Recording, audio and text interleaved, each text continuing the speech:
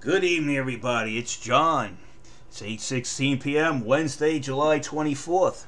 Today's subject is red flag laws, which I'm a victim of.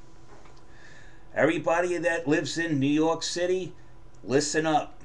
Because for them to take your gun away, they will throw you in jail. Okay?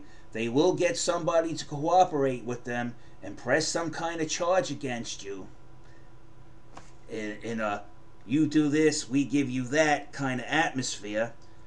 And they're coaching these people. Most of them are your estranged wives, guys. They're coaching them in the court. Oh, he's got a gun. Okay, do you feel like you're in danger? Did he point the weapon at you? Did he do anything? In my case, nothing. She seen me cleaning it, and that's the extent of the threat she got from my gun.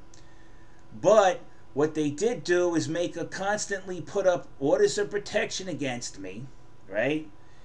And then eventually she disappeared with my daughter for about a month. So I dared to look for my daughter and call my wife and say, hey, where's my daughter? I haven't seen her for a month. I got custody visitation orders. Well, it wasn't important that she violated the custody visitation orders for about a month, which is a crime in itself. Instead, it was more important to try to prosecute me and make me settle out of court and forfeit my gun rights and my property. That's what's going on in New York.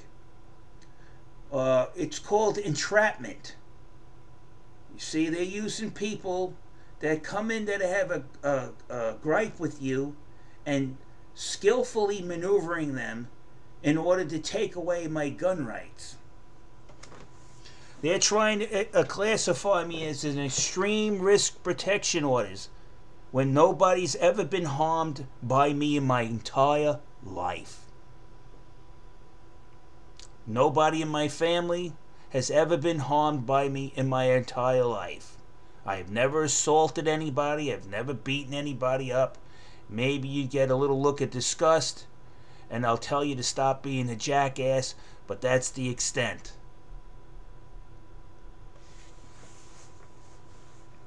And there's no law saying I can't call you a jackass. Especially when you're behaving like one. Now, I'm getting a lawyer, and I'm going to tell you guys how this works out, because I'm sure I'm not the only one that this has happened. This court system in New York is corrupt. If you don't follow the Constitution, and you're seizing people's property without their permission or agreement based on hearsay or something that's been directed at another person, and you swat me. That's right, I was swatted, but I was never arrested for any crime. So now they realize they have to give it back, and they're going to get sued for violating my civil rights. So now they have to create the crime, and they began to entrapment. They got me. They entrapped me. But that doesn't mean the fight's over, because I got myself a real good lawyer, and I'm going to fight this. But that's what's going on.